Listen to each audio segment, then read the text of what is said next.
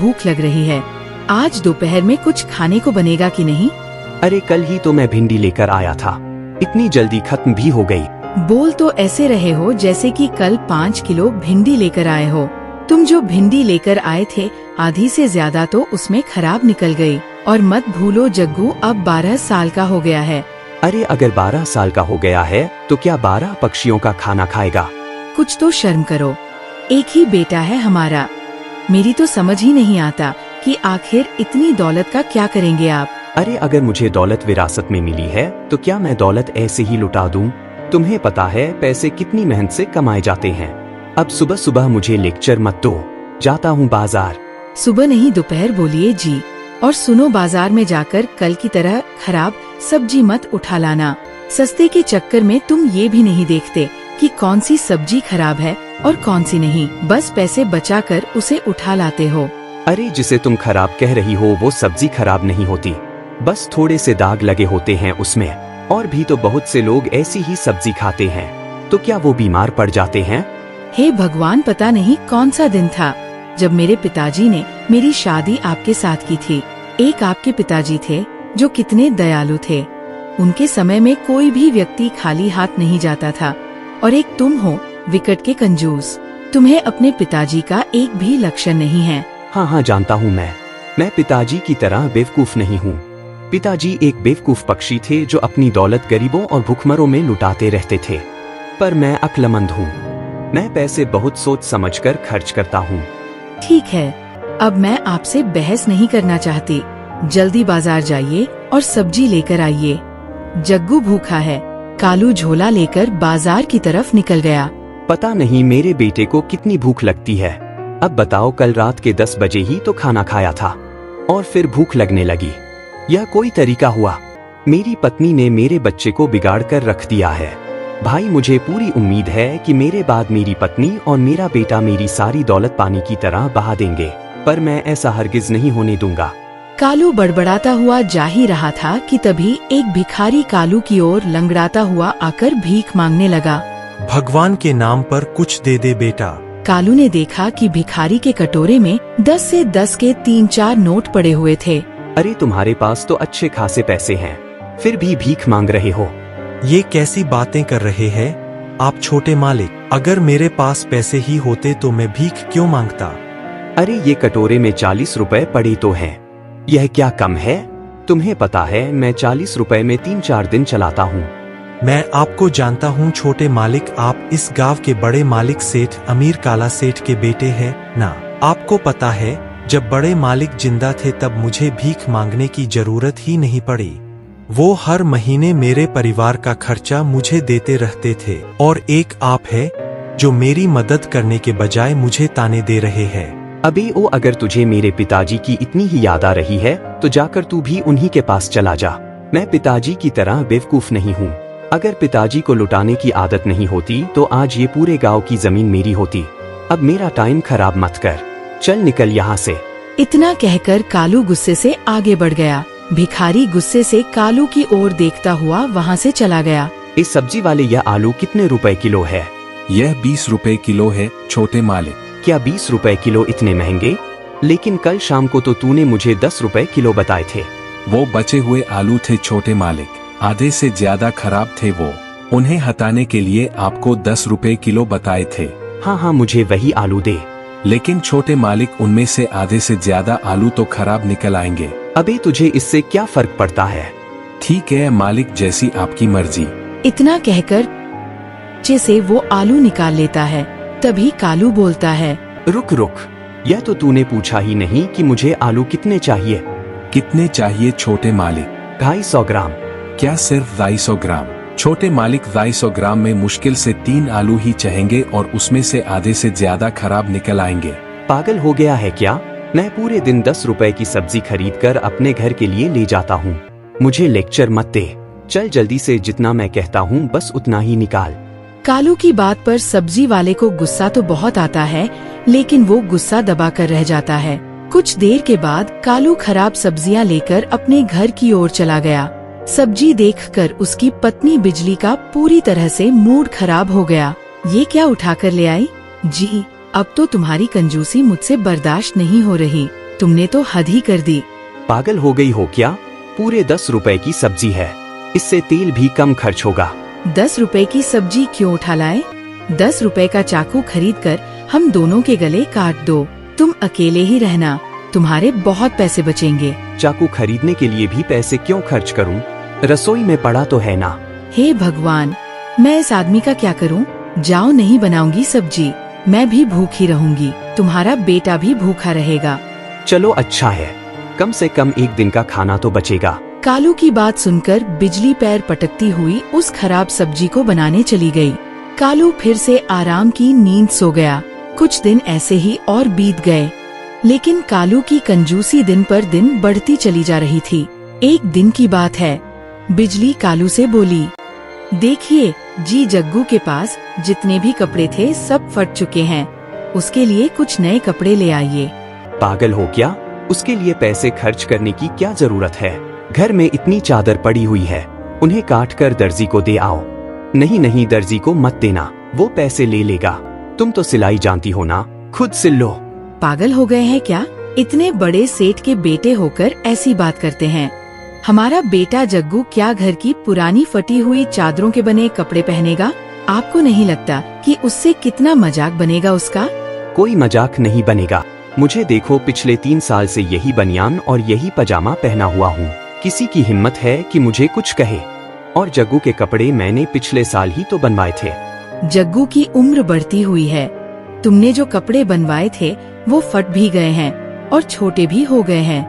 मत भूलो कि जग्गू अभी बच्चा है। नहीं नहीं, मैं और ज्यादा पैसे खर्च नहीं कर सकता। कालू की बात सुनकर बिजली की आंखों से आंसू आ गए। मुझे पूरी उम्मीद है, कल को जग्गू और मैं बीमार पड़ गए तो तुम हमारी दवाई के लिए भी 1 रुपया नहीं दोगे। अरे, पहले के लोग जब बीमार पड़ते थे तो क्या दवाई से ठीक होते थे? जंगल की जड़ी बूटियां खाकर ही मुफ्त में ठीक हो जाते थे। ये तो आजकल के डॉक्टरों के चौचले हैं पैसे बनाने के लिए।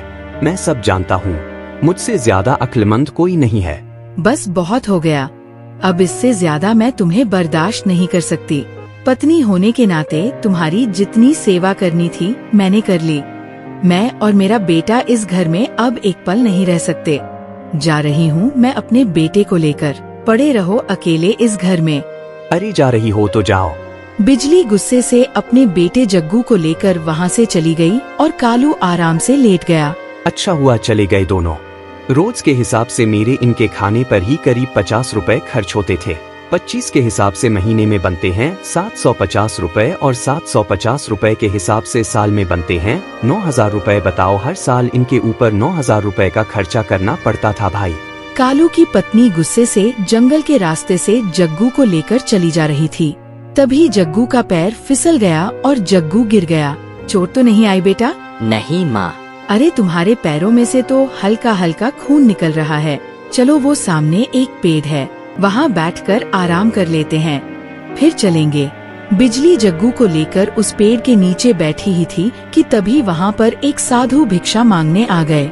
ईश्वर के नाम पर बाबा को कुछ दे दे बेटी। क्या बाबा, आप भी किससे मांग रहे हो, जिसका पति जिसे एक पैसा भी नहीं देता? बिजली की बात सुनकर साधु बिजली को गौर से देखने लगा। मैं तुझे जानता हूँ, तू काला सेठ की बहू है ना? अरे, आप तो मुझे सचमुच जानते हैं, आपने सही पहचाना। वो बहुत अच्छे पक्षी थे। वो हर महीने साधुओं को जलपान कराया करते थे और उनकी खूब सेवा किया करते थे। हाँ, लेकिन उनके इस दुनिया से जाने के बाद उनके बेटे ने इस परंपरा को तोड़ दिया। वो दान देने में बहुत ज्यादा मशहूर थे और उनका बेटा कंजूसी में, वो भी इतना कंजूस कि इतनी दौलत होने के बाद भी अपने बेटे के लिए कपड़ा तक नहीं बनवा सकता। लगता है तुम अपने पति से बहुत ज्यादा परेशान हो। वैसे मैंने उसकी कंजूसी के चर्चे सुने हैं। सिर्फ तुम ही नहीं बल्कि पूरा गांव उसकी कंजूसी से परेशान है। जाओ बेटी, घर जाओ, कल से तुम्हारा पति सुधर जाएगा। सच में बाबा? साधु ने रहस्यमय अंदाज में मुस्कुराकर कहा। हाँ, सच में। साधु के कहने पर बिजली वापस अपने पति के घर चली गई। उसका पति कालू अभी भी सो रहा था। बिजली भी जग्गू के साथ सो गई। सुबह के वक्त किसी ने कालू के घर का दरवाजा खटखटाया। बिजली ने दरवाजा खोल दिया, मगर सामने खड़े हुए व्यक्ति को देखकर बिजली बुरी तरह से हैरान रह गई। उसने देखा दरवाजे पर उसके ही पति का हमशक्ल खड़ा हुआ मुस्कुरा रहा था। दया रे दया, तुम तो अंदर सो रहे थे क्या? एक ही रात में कंजूसी के साथ साथ जादूगरी भी सीख ली तुमने? मुझे अंदर आने के लिए नहीं कहोगी भाभी। भाभी, पर मेरा तो कोई देवर नहीं। पहले मुझे अंदर तो आने दो, उसके बाद बैठकर बात करते हैं। उस पक्षी के कहने पर बिजली वहाँ से हट गई। कालू सो रहा था। जुड़वा तो मैंने बहुत देखे हैं, लेकिन तुम तो हूबहू बिल्कुल मेरे पति की शक्ल के हो। मेरा नाम भैरव है भाभी, मैं आपका देवर हूँ और कालू का जुड़वा भाई। इतना कहकर भैरव ने कालू को सोते से उठा दिया। अरे तुम तो अपने घर चली गई थी, फिर वापस क्यों आ गई? आंखें खोलो भैया, मैं हूँ तुम्हारा जुड़वा भाई। अपने घर में किसी पक्षी की आवाज सुनकर कालू उठकर बैठ गया, मगर सामने अपने हमशक्ल को देखकर वो बुरी तरह से हैरान होकर बोला, कौन है तुम? तुम्हारा जुड़वा भाई है। मेरा जुड़वा भाई? पागल हो गया है क्या? मैं अपने पिताजी की इकलौती संतान हूँ, मेरा कोई भाई नहीं है। नहीं भैया, आपको कोई गलतफहमी हुई है। पिताजी ने कभी आपको इस बारे में बताया नहीं। पिताजी ने मुझे बचपन से ही यहाँ से अलग रखा था, पर कुछ दिनों पहले ही मुझे पता चला कि पिताजी अपनी सारी जायदाद मेरे नाम कर गए, इसलिए मैं तुरंत दौड़ा चला आया यहाँ। तेरा दिमाग तो ठीक है। अरे सारी दौलत मेरी है, तू जरूर कोई बहरूपिया है जो मेरी दौलत लूटने आया है। ऐसा नहीं है कालू भैया, मेरे पास जायदाद के सारे कागजात हैं। इतना कहकर भैरव ने अपने बैग से कुछ कागजात निकालकर कालू के सामने रख दिए। यह देखिए, इसमें इस वसीयतनामे में पिताजी के हस्ताक्षर हैं। पिताजी बहुत ज्यादा दयालु थे कालू भैया, और मैं भी उन्हीं पर गया हूँ। अब मैं यह सारी दौलत सारे गांव में बांट दूंगा। पिताजी की आत्मा को शांति मिलेगी। क्या खाक शांति मिलेगी? ए मान ना मान, मैं तेरा मेहमान, मैं तुझे जानता तक नहीं, और ये कागज ये फर्जी है। भैरव और कालू आपस में बुरी तरह से झगड़ा करने लगे। कालू मानने को तैयार ही नहीं था कि भैरव उसका भाई है। यह सारा नजारा हैरत से जग्गू और बिजली देख रहे थे। बात इतनी बड़ी थी कि उन दोनों को गांव के मुखिया के पास जाना पड़ा। सारा गांव वहां पर मौजूद था और उन दोनों भाइयों को हैरत से देख रहा था। मुखिया वसीयतनामा देखकर कालू से बोले, वसीयत में तेरे पिताजी के यानी काला सेठ के हस्ताक्षर हैं, और इसकी शक्ल जो है हबहू तुझसे मिलती है। कानून के मुताबिक जो है यही सारी संपत्ति का मालिक है। ये कैसी बातें कर रहे हैं आप मुखिया जी? अरे मैं कोई अपनी तरफ से नहीं कह रहा हूँ कालू। अरे इसके पास सारे कागजात हैं और वो सब असली हैं, समझे? और अब इसकी मर्जी है कि यह उस दौलत को दान करें या अपने पास रखे या फिर तुम्हें दे दे, समझे? मुखिया जी, आप तो मेरे पिताजी को जानते थे कि वो कितने दयालु थे। जब वो जिंदा थे तब गांव में कोई भी व्यक्ति भूखा नहीं सोता था, और मेरे भाई की कंजूसी के बारे में तो सारा गांव जानता है। यह तो अपने पत्नी और बच्चे को भी भूखा रखता है। वैसे तो मैं सारी दौलत इन्हें दे देता, लेकिन इसकी कंजूसी के कारण मैं ऐसा नहीं कर सकता। मुझे पूरी उम्मीद है कि पिताजी की आत्मा को बहुत तकलीफ होती होगी, इसलिए मैं सारी दौलत और जायदाद गरीबों में दान कर दूंगा। भैरव की बात सुनकर कालू भैरव के कदमों में गिरकर बोला, ऐसा मत करो भाई, अगर तुम सारी जायदाद और सब कुछ दान कर दोगे तो मेरी पत्नी और बच्चे का क्या होगा? उनको तो वैसे भी तुमने बहुत परेशान रखा हुआ है, वो कहीं ना कहीं गुजारा कर लेंगे। कालू को अब अपनी कंजूसी का एहसास हो गया और वो दिल ही दिल में बहुत ज्यादा शर्मिंदा होकर बोला, अगर तुम यह जायदाद मेरे पास ही रहने दोगे तो मैं वादा करता हूँ कि मैं भी पिताजी की तरह दयावान बनूंगा और अपनी कंजूसी की आदत को छोड़ दूंगा। कालू ने इतना बोला ही था कि तभी एक रोशनी हुई, भैरव के चेहरे पर चमकी और देखते ही देखते भैरव उसी साधु में परिवर्तित हो गया जिस साधु से कालू की पत्नी की मुलाकात हुई थी। यह देखकर बिजली हैरत में पड़ गई। तेरी आंखें बता रही है कि तुझे अपनी गलती का पश्चाताप है। यह सारा नाटक मैंने तुझे सुधारने के लिए किया था ताकि तेरी आंखें खुल जाए। बिजली तुरंत साधु के पैरों पर गिरकर बोली, साधु महाराज, मुझे नहीं मालूम था कि आप इतने पहुँचे हुए साधु हैं। मैं कोई मामूली साधु नहीं हूँ बेटी, बल्कि मायावी साधु हूँ। तेरी आंखों की उदासी मुझसे उस वक्त देखी नहीं गई। मैं वादा करता हूँ साधु महाराज कि अब मैं कभी भी कंजूसी नहीं करूँगा, हाँ, और अपने पिताजी की तरह बनकर दिखाऊंगा। कालू की बात सुनकर साधु मुस्कुराता हुआ वहाँ से गायब हो गया और उस दिन के बाद से कालू अपने पिताजी की ही तरह दयावान हो गया और उसकी कंजूसी की आदत खत्म हो गई।